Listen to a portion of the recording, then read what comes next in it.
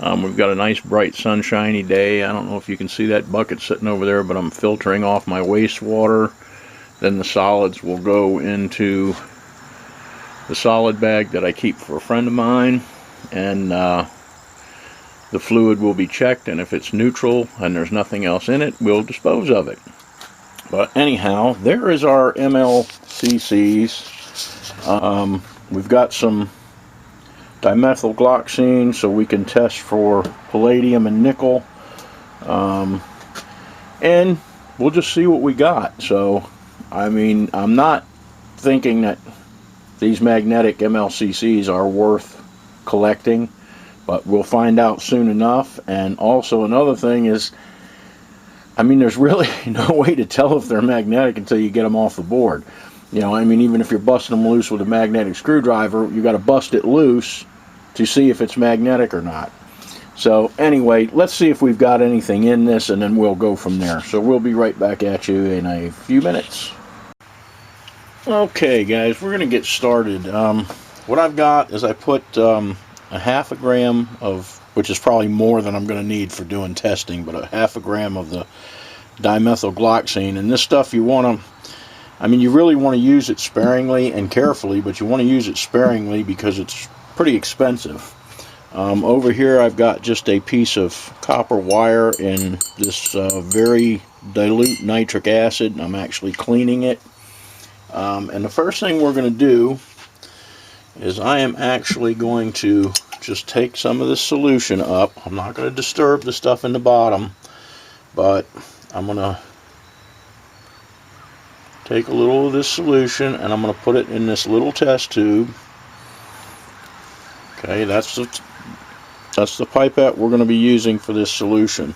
So we've got about that much. We're going to go ahead and double this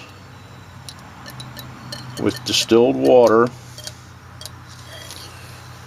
And then the first thing I want to do is, I know we have active nitric acid in here. So what I'm going to do is set this in here, and I'm going to get a little bit of urea, and we're going to see if we can check it for active nitric. And then we're going to check it for silver. So I'm actually just going to take the blunt end of my tweezers, get some urea on there. And urea is basically just fertilizer, but we're going to go ahead and put that in there. We're going to see if we get a reaction.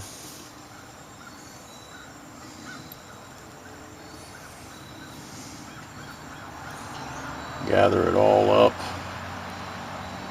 I'm not seeing too much of a reaction, but we're actually going to just let it go for a minute, because everything has dissolved in this nitric acid. I mean, like I said, I did not expect that. I didn't expect everything to dissolve. I should actually get my test tube mixer out here one day and actually use it, but this is all right. Let me get a clean stirring rod, and we'll crush that up a little bit. Put this urea back. And you know, like I said, I have no idea what we're going to get out of this.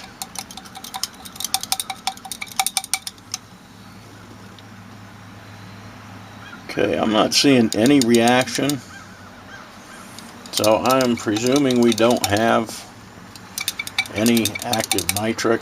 So now all I'm going to do, well, we just busted a hole in our little test tube, and that was magic. I have no idea how we did that. So good thing we had a beaker under it. So we will just pour the rest of that in there.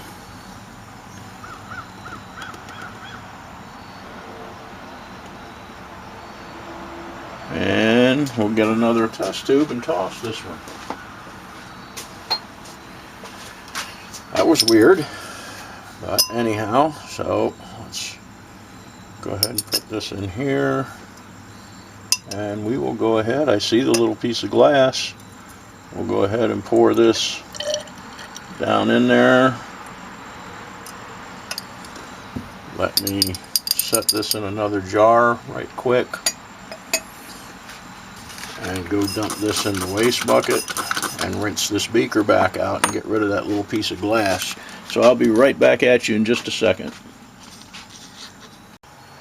Okay, we're back. I don't think I've ever done that before. I've never had a little pinhole break out of a test tube before. Anyway, let me get this rinsed. This is our cleaned piece of copper that we're going to use to test our solution for silver.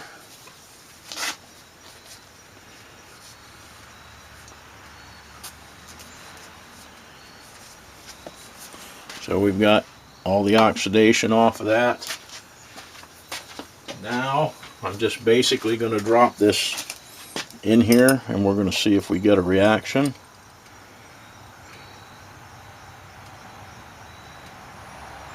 And if there was silver in this, we should get it coming out on that copper. So my next thought is possibly there's no silver left in this solution, simply because the ceramics held the muriatic acid. You know, some of the ceramics that were left held the muriatic acid, and when I put the nitric acid in, we actually made aqua regia, and we dropped the silver as silver chloride. So we're going to have to see if that is silver chloride. But we are getting no reaction, or very little reaction from that. So that is telling me that there is no silver in this solution. So the next thing is, when my water gets warmed up over there, we'll mix up this DMG and we'll check this for nickel, and we'll check it for palladium. So we'll get right back at you in just a sec. Okay, we're back. My distilled water is at a simmer, so we are going to put about 20 mils in here. DMG does not play well with water, so we're going to have to try and mix it up a little bit. Put this back up here. I probably have, like I said, more than enough to do this.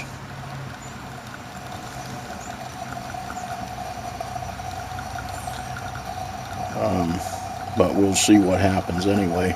Now I believe if we get a red or a bright pink, we are going to have a lot of nickel. If we get a greenish or a brown, greenish brown, yellow, anything like that, then we should have palladium.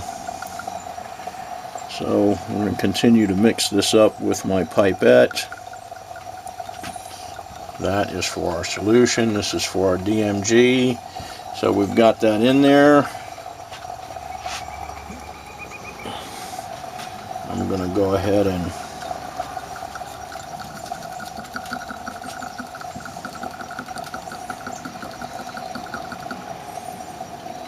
get a pipette full of this, and we'll put her in here and see what we get.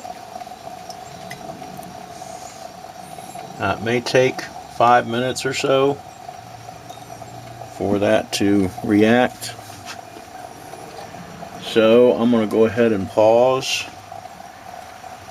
and we'll get back at you in a minute. Okay guys, about 5 minutes has passed. We do have a little precipitant in here, but it's not yellow. It's actually white, so I don't know if that's actually the DMG or, you know, or something else. I did a stannous test, and we do have a positive for something. I mean, it kind of looks like it could be palladium. Let me move this aside. This was just a straight stannous test on that, but it's weak. It's not bright colored. It should be brown or green brown. You know, and there's my other two, you know, to verify that there was a difference in the solution.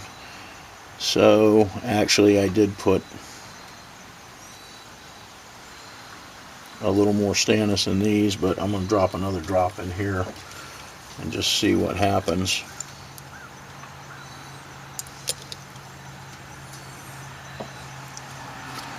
I mean, it's showing something, but I'm just not sure what. So what I'm going to do is I'm going to try and pour this off, or siphon this off. When I get it done, we will check that powder. We'll rinse that powder and see if that powder is silver chloride or what it is. I mean, I just find it hard to believe that everything dissolved. So anyway, I'm not getting any solid, strong signs of anything yet. So let's just continue on and see what we got. I mean, I would have thought that if these were the good, MLCCs, we would have got some pretty good, definite signals. I mean, we should have got a yellow precipitant in this, and we got nothing. So anyhow, we'll get back at you in a bit. Okay guys, I don't know if you remember a while back when we did that jewelry refine, we actually had some solution that I wasn't sure was left from that dental stuff. Then come to find out that I saved it because I probably figured it was palladium. Well, I just did the same test on it as I did on this stuff from the MLCCs, and as you can obviously see, we have a strong yellow precipitant indicating palladium in the stuff from the dental metal, and we have nothing but the white DMG in the bottom of this. So that is telling me that there's virtually no palladium in this. I poured it off into here. I wasn't too careful with it, but what's up? Sorry.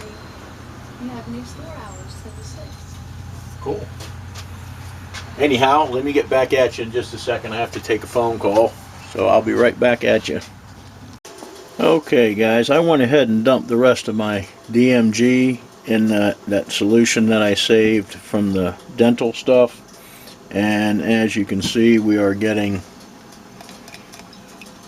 that yellow precipitant falling out. So I'm just going to let that sit over here in the sunshine. We never got anything from this other than the DMG in the bottom. So at this point, I'm not taking my gloves off because we now have palladium salts that we're dealing with, and that's one of the reasons I don't like messing with palladium or platinum group metals, is because they are very dangerous and you do not want to get that yellow salt on you.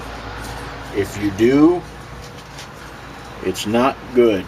It's very, very, very, could be big trouble. So I'm actually keeping my gloves on. I have to clean my stuff up from this palladium salt, which we are going to do right now.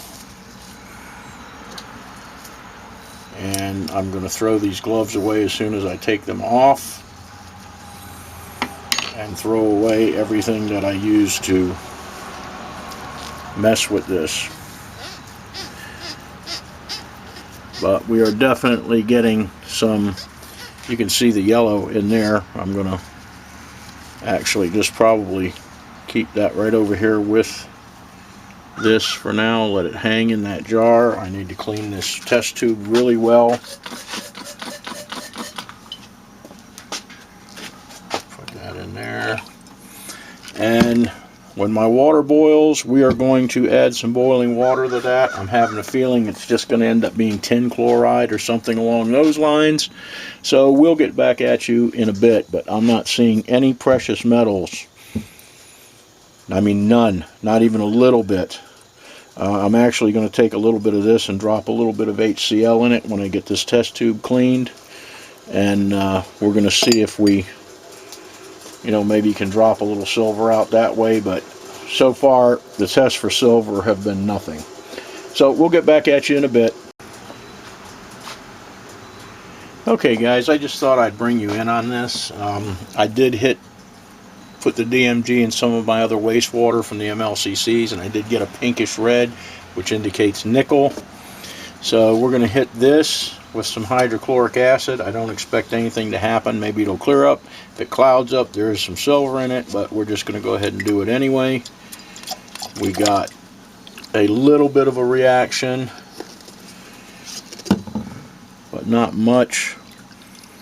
I'm thinking that is probably the silver chloride, maybe, you know, a little bit of silver from the solder, but we got no kind of reaction like we should have. These actually, if they were silver MLCCs or precious metal MLCCs, we actually should have got about anywhere from 5 to 10% silver off of that weight, so there should be 5 grams of silver in here. I'm seeing a little bit of reaction from the hydrochloric acid, but I'm not seeing just a tiny bit of what I would call silver chloride. I am guesstimating that this is going to be tin chloride. I don't really know yet, but we are going to test it and see what. I'm going to just pour boiling water in it and see what happens. I'm going to let this settle up here and see if we get any silver to settle out of it. We may get a very tiny bit, but I have concluded that those magnetic MLCCs basically have nothing in them. This was a minute amount of dental material, comparatively speaking, and I don't know if you can see in there, but we have quite a bit of yellow precipitant, which is going to be our palladium salts. Again, you have to be extremely careful with this stuff. All this stuff, my gloves and everything's going to go into a bag and be disposed of. I'm not going to mess with this at all. I'm just going to, I'm going to put a lid on this stuff, but you can see there's, our DMG worked in this, so that just tells me that this had no palladium in it. Alright guys, it's the next day. I've let our stuff settle, our fluid settle, and I just remembered a little trick with silver chloride. So I just took both of these. This one's actually been sitting here all night and sitting in the sun all morning, and if you notice in the bottom, it's still white. Alright, that one was up on the shelf in the shade, and I just now set it in the sun, and it's already starting to turn purple. So that tells me that this is silver chloride and this is not. This is what I dropped out of the solution with the hydrochloric acid last night and put up on the shelf. And you can see it is getting darker and darker as it sits there. So that tells me that that is silver chloride, and that is not.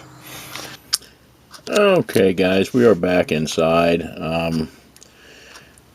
I went ahead and did my conversion. You know, you guys have seen me do that before, where I put the sodium hydroxide in the silver chloride, and then we put a little bit of glycerin in it to turn it back into metal, and then I melted it. So what we have here, if you can see it next to that quarter, is we have a 0.45 gram bead of silver.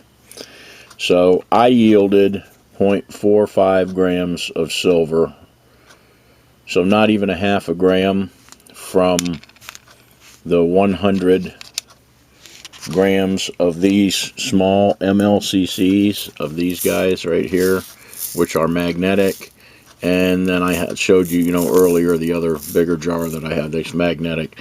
I have that jar that's probably got, I don't know, maybe 200 or 300 grams of non-magnetics in it. I'm not going to test those right now. I'm actually, to be honest with you, I'm a little tired of messing with the MLCCs, especially after finding out that basically all this, that, and all these are in essence worthless. So anyway, I know now. I know that if the boards are not extremely old, and I mean old like back in the 80s old, that I am not going to mess with the MLCCs. I'm not saying that there aren't, I don't know. These, like I said, are all non-magnetic. They actually even sound different. They sound more like lead. They have a dead sound to them. You hear that? Where those don't. So maybe that's another way we can tell. I don't know. All I know is I'm not in the mood to mess with these right now. These probably are the good ones because I did have a whole great big box of boards that was, out of the 80s and early 90s. I'm going to put this, I'm actually going to go to audio and put this little picture up. I want to show you something. So this actually is this is a 0.5% yield. So we got a 0.5% of silver out of this. So a kilogram of these, and you may get 1%, which is like what I'm fixing to show you. But I mean, the way we do it, and I wasn't that careful when I was doing this. I knew it was going to be next to nothing. So, but we're looking at a 0.5% to 1% yield. So 100 grams tops is going to be 1 gram. 1,000 grams, which is a kilo of these, you're going to get 10 grams of silver, which is about $5. It is not nowhere near, excuse me, worth the effort. I don't know exactly, if anybody's out there getting the other metals out of them. I don't know about that, but they definitely do sound different. I mean, against the glass. So who knows? But anyway, down the road we'll do some of these that are non-magnetic. Hopefully we will get some palladium and silver from them. Anyway, I'm just babbling on here. Let me get over here and get this picture up and show you something.